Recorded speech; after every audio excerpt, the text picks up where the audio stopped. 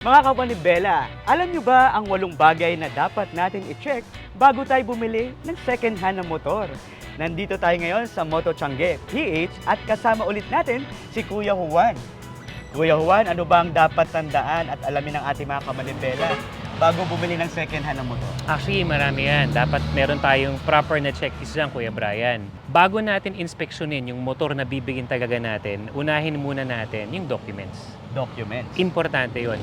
Lahat ng sasakyan na na-issue sa Pilipinas, lahat ng motor, kailangan merong original na ORCR. Ito yung official receipt at saka yung certificate of registration. Yan ay nagpapatunay na yung motor na bibilin mo as segunda mano ay legal na magagamit sa Pilipinas. Halimbawa, itong Bergman na hawak natin ngayon. Ito kasi, segunda mano to. So, halimbawa, kung ito yung bibilin mo, isa sa mga una mong i-check bago ka mag-test ride, bago mo busisiin yung motor is the document. Ito siya. Yung ibang mga dokumento, ito kasi yung mga ganitong kulay ng certificate of registration, yung kulay dilaw, ito yung mga dati pa. Normally, mga nag-range yan, mga 2020 pabalik kung hindi ako nagkakamali. Kasi yung mga bagong release ngayon na certificate of registration, color blue na, tapos kasing laki na siya ng bond paper. Parang ano siya, parang certificate literal. Parang parchment na kulay blue. Ganun siya. Tapos, yun yung CR or yung certificate of registration. Yung OR naman, again, sa mga mas luma, ito naman yung color blue na maliit. May mga butas-butas sa gilid, yan yun. Ito kasi yung kulay asul, para sa mga kamanibela natin na OR, ito yung mga sa mga dati pang motor. Yung mga 2020 pabalik.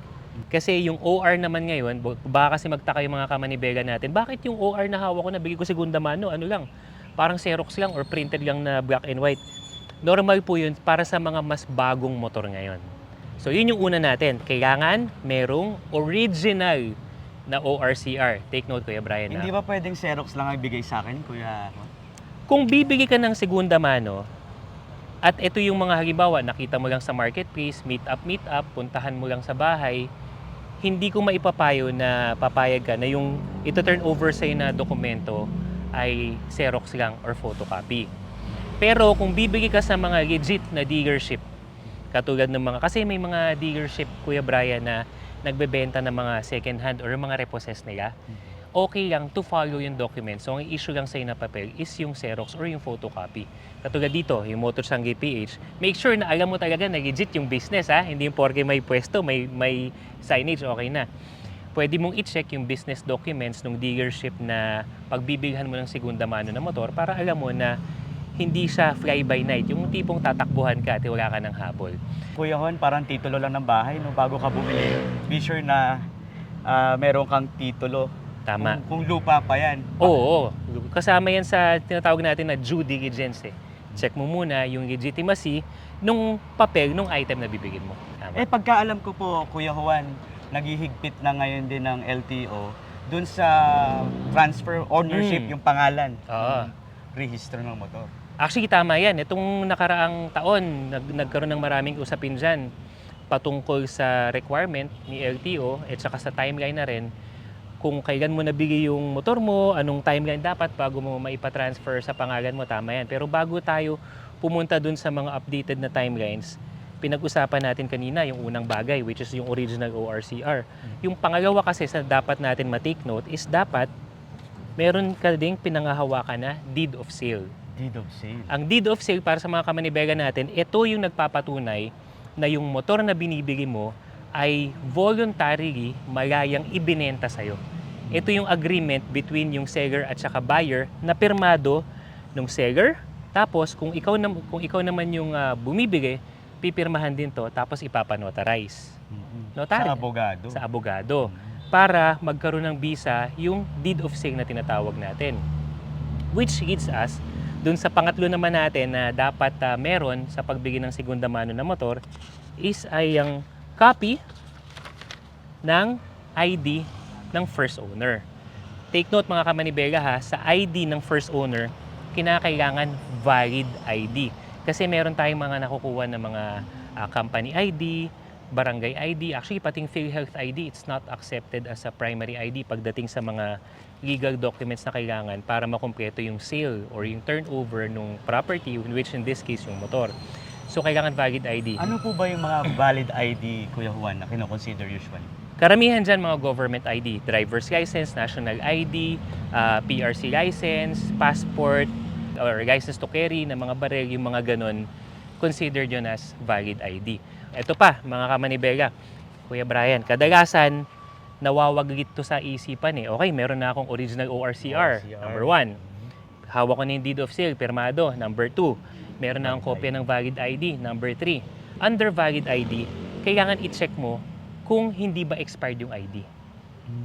Kasi may mga pagkakataon, oo nga, driver's license nga yung hawak mo na kopya, pero expired na pala. So going back to your question na sinabi mo, medyo naghigpit na nga sa pagdating sa transfer of ownership, kapag expired yung ID na hawak mo, baka mahirapan ka sa pagpapatransfer ng ownership. Kasi ang primary na kailangan natin sa pagpapatransfer ng ownership, eto na nga, yung pinag-usapan natin na so far, 3 bagay na kailangan mo ma-check sa pagbigay ng segunda mano ng motor. Kahit isang ID, valid ID lang nung original owner dati. Tama, kahit isa lang. Kahit isa lang. Normally, humihingi ng supporting other identification kapag secondary ID yung hawak mo. Ano ho ba ang advantage pag nailipat sa'yo yung ownership ng binili mong second-hand na motor, Kuya Juan? Okay. Actually, may mga ilang advantage tayo. Ang una kasi pumapasok sa atin na mga Pilipino dahil for the longest time, nakagawian natin na hindi naman natin pinapalipat sa pangalan natin, di ba? Ano lang, deed of sale nga. Yung iba nga, open deed of sale na tinatawag. Ibig sabihin, hindi na pinanotarize, walang pirmahan. Basta pinirmahan ng first owner. Ino-honor mo ba yun? Dati, sa mga checkpoint.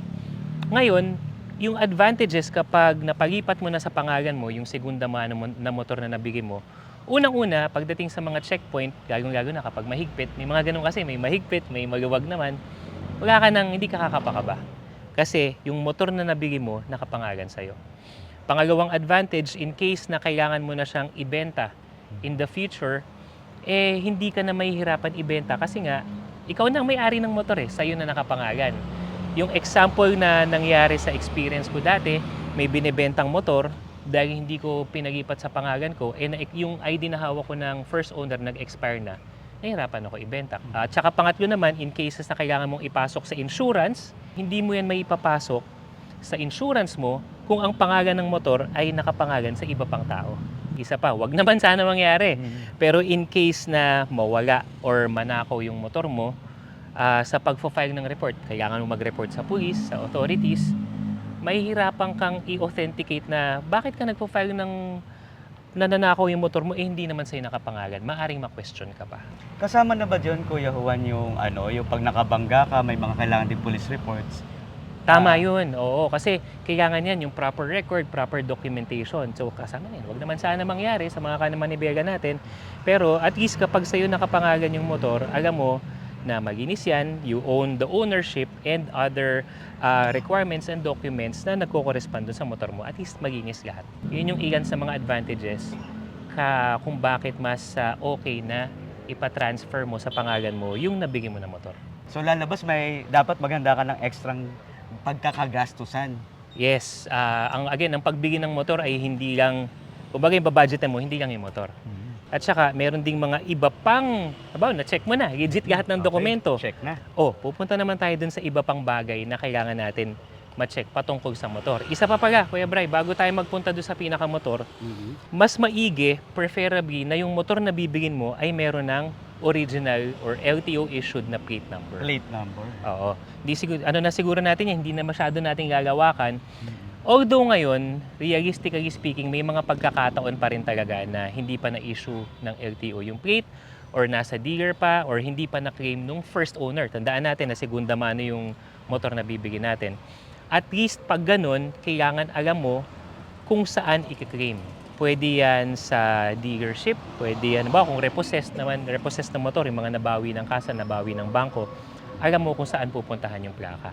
Actually, yun yung pang-apat natin. Bukod sa plate number, Kuya Juan, ano pa yung iba nating dapat i-check? Okay na, secured na yung mga dokumento natin. Legal yung bibigyan nating motor. Para iwas scam. Ganun. Oo. Ngayon naman, ang kailangan natin ma-check yung kondisyon ng motor. Siyempre, pag bibigyan ng motor, una, physical check muna. That's the fifth one. Tingnan mo ano yung mga gas-gas na meron. Eto, tip mga kamanibela ha, hindi to tinuturo ni Google. Kapag may mga decals, normally ha, hindi ko nilalahat. Kapag may mga decals na ganyan, na tipong may mga parte-parte, maaring yan ay may gas-gas na tinatakpan. Kino-conceal ng nagbebenta sa'yo. Again, hindi ko yan nilalahat mga kamanibela, pero that's a possibility. Yan. Ngayon, kung okay lang naman sa'yo, kung hindi mo naman tatanggalin yung sticker, yung mga decals, edi okay lang naman. Kumbaga, check mo lang yung mga physical na kaanyuan ng motor kung acceptable para sa'yo. Kasi dahil segunda mano yan, hindi tayo mag-e-expect ng sobrang pulido, sobrang kinis. 'Di ba? Kasi, yun nga, segunda mano yan. Ngayon, eto rin, tip mga kamanibela. Kung ang usapan natin ay physical check, meron kasi mga gas-gas na okay lang, yun normal, dahil ginagamit sa araw-araw. Pero kung ang mga, halimbawa, etong brake na to, Kuya Bray, kapag yan ay nakabengkong, bumakli, okay? Tapos dito, halimbawa, may malalim na gas-gas or na bengkong to. Tapos pagdating sa kaha, makinis, ibig sabihin nun, the fact na nabengkong to, malakas yung impact or malakas yung pagkakabagsak ng motor. So medyo watch out ko na doon. Maaring maginis yung kaha kasi pinagitan nila, pero baka ito nakalimutan na nilang pagitan dahil nakabengkong, may impact na yung pagbagsak ng motor o pagsemplang ng motor. Again, yun, just watch out for it. Pero at the end of the day, decision mo kung accepted pa rin sa'yo. Lalabas, Kuya Juan, kung meron kang nakikitang physical defect na maging ano lang yun sa'yo, parang precautionary na maaring may epekto yon sa magiging performance ng motor. Yes, hindi naman porke, again hindi porke may tama, no na. Ang sinasabi ko lang, tingnan natin, pag-ingatan natin, depende sa tama, depende kung gaano kagrabe yung tama. Kasi indicator yan na maaring mas may pinagdaanan yung motor na mas grabe na makaka-apekto sa performance niya. Bukod doon sa physical na nakikita natin, ano pa po ba ang dapat bantayan ng ating mga kamanibela sa mga second hand? Ang pinakamadali i-check yung odometer. Odometer. Kumbaga kung gaano na kalaki or kalayo yung itinakbo ng motor natin. Nabawa, itong Bergman natin. Check natin. Isang on lang kasi makikita na natin yan eh. So halimbawa ito, ang pinapakita ng odometer natin, ayan, is 35,000 na yung tinakbo. Ngayon, ito yung tip dyan. Ang acceptable na rate or yung normal na tinatakbo ng isang motor sa isang taon on a normal usage, nasa more or less 8 to 10,000 kilometers per year. So bibilangin mo yun, ilang taon na yung motor, tapos bilang ka, halimbawa, ano na ngayon, 2026, let's say 4 years old na yung motor. So bilangin mo, from first to fourth year, tagte 10,000. Acceptable to, talagang araw-araw, mga 40,000 na yung tinakbo, eto 35,000, masasabi natin, acceptable pa siya. Hindi ganun kaliit, hindi ganun ka-fresh, pero acceptable pa siya. Pero magtaka ka, halimbawa, 1-year-old pa lang yung motor, tapos 20, 30,000 o doon, ayun, medyo parang sobrang gaspag na yata yung motor. Yan yung mga kailangan natin i-match. Isa pa, pagdating sa usapang odometer, kailangan mga kamanibela is, kailangan marunong tayong mag-examine kung paano magmamatch yung mismong odometer ng motor dun sa other components ng motor na naapektuhan ng pag-andar niya, ng odometer niya. Halimbawa, eto 35,000 yung odometer. Pagtingin mo sa gulong, eto, mapapansin natin, medyo ano na siya, medyo manipis na siya. So, masasabi natin in this case na yung physical na itsura ng gulong ay nagmamatch sa odometer na itinakbo niya. Kuya, pwede bang dayain ang odometer? Pwede. Ang tinatawag dyan, yung pinipitik yung odometer. So, instead na 35,000, gagawin na lang nilang 3,000, 5,000. So, magtaka ka na. Halimbawa, 2,000 lang yung odometer, halos bago pa. Pero yung gulong ganito na, pudpud, ibig sabihin, in the first place, meron nang hindi katapatan doon sa pag-present sa'yo ng motor na binibigay mo. Kasi ang baba ng odo, pero yung gulong pudpud na. Paano naman, Kuya Juan, kung binaligtad, bago yung gulong, pero yung odometer, mataas na. Paano po? Normal naman yun. Kasi may mga iba naman talaga na nagpapalit talaga ng gulong. Siyempre, gulong yun for safety talaga yan. Okay lang yun. Again, hindi porke hindi nagmamatch itong mga bagay nito ay hindi mo na dapat bigyan. Ito ay sabi mo nga, mga precautionary lang naman natin. At the end of the day, at least meron kang mga early warning signs na pwede mong tingnan. Bukod po dito, Kuya Juan, sa odometer, may iba pa ho ba tayong dapat i-check bago bumili sa second hand? Siyempre meron pa. After mo i-check yung odo, tas i-match mo dun sa physical na function at saka itsura ng motor, kailangan mo na i-check yung overall function ng motor. Dito na, Kuya Brian, papasok yung gumagana ba yung mga ilaw, gumagana ba yung busina, yung push start ba. Halimbawa, itong motor na to, start natin. Pag ni-start natin yan, so okay, ibig sabihin yung push start gumagana. Yung busina kaya? Okay, pasado. Yung ilaw, sa mga bagong motor ngayon, naka-automatic on na yan. I-check mo rin ngayon kung gumagana naman yung bright niya or yung mataas na headlight. Yan. So far, pasado pa, Kuya Bray. Ano pang next na function ng mga basic? Signal light. Yung kanan, gumagana. Signal light ko sa kaliwa, wala. Pag wala, hindi naman ibig sabihin hindi mo nabibigyan kasi mura lang mga signal light, mga 10 piso lang yan o ano. Pero maaring ito sa bibilhan mo, baka pwede mo na ipa-check, baka pwede nang palitan or kung willing ka again, kung katanggap-tanggap sa'yo, okay din lang naman. Ano pa? Pwede din Kuya Juan, kung sakaling hindi umiilaw, itawad mo na doon sa pagbibilihan mo. So, tawad ko na to dahil papalitan ko ng ilaw. Pwede rin, pero mga kamanibela, ito tip, hindi nyo rin makukuha sa Google to. Kasi ang mga standard ng motor ngayon, pag inon mo yung motor, dapat nakawa ng headlight. Pag hindi gumagana ang headlight, hindi lang yan ilaw. Maaring mas may malalim na problema pa yan, katulad ng ECU na mahal pag pinagitan mo. Yan. Kaya kailangan advisable din may kasama ka rin talagang mekaniko na mag-check. Pero at least ito, basic check. Pag gumagana naman siya, at least medyo kampante yung loob mo. Ito pa, Kuya Bray, dapat yung likod din, importante dahil ito ay parte ng safety natin. Nalala mo yung signal light sa harap hindi gumagana. Yung sa likod gumagana. So malamang sa malamang, pundido lang siya. O kaya maluwag lang yung signal light. Tapos dapat yung tail light niya, kahit hindi ako nagbe-brake, umiilaw din siya. Tapos pag nag-brake tayo, lalakas siya. Ayan, umiilaw siya. Ayan. Ilan lang yan sa mga function na kailangan natin i-check para masabi natin, okay, so far so good, okay naman yung function ng motor na bibigyan natin. Pagdating naman sa suspension, kasi gumagana, ilaw, busina, signal light, brake light, lahat. Sisilipin mo ngayon, ito, sa mga suspension na yan, kasi, abawa ito, 35,000 na yung odometer, maaring nagkaroon na ng wear and tear etong suspension natin na to, natagtag na, baka nalubak. Sisilipin mo lang yan kung may mga tumatagas na langis. So yan, yung kadalasan, yung iba, physical check lang, kung wala ka namang nakakapang mga langis dito sa mga opening ng suspension, so okay pa siya. Kung sakaling meron, hindi naman ibig sabihin hindi mo nabibighin. Pero ang ibig sabihin lang nun, maaring may ipagawa ka kapag binigay mo na itong motor na to. Katulad na to. Ano yung kindaliri ko dito sa dalawang suspension natin, pati sa kabila. Yan. Wala akong nakakapanglangis, mga kamanibela. Siyempre, may dumi lang ng konti. So, ibig sabihin, yung suspension natin, okay pa siya. Ganon din naman yung suspension natin sa likod. Paano ko yun kung nilinis lang ng mabuti? Kahit na anong punas mo dyan, tatagas at tatagas yan. Kaya meron tayong, bukod sa visual check, yung physical check yung hinahawakan ko kanina. Kasi may mararamdaman ka talagang langis dyan. Talagang kailangan pala mitikuloso ang ating mga kamanibela.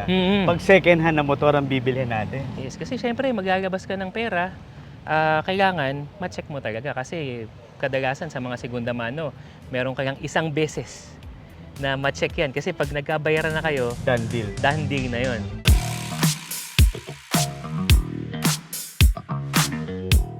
Kuya Juan, matapos nating ma-check yung pampito, yung mga functions niya, busina, ilaw, suspension, ano ba yung pang-walo na dapat i-check? Doon na tayo sa puso ng motor.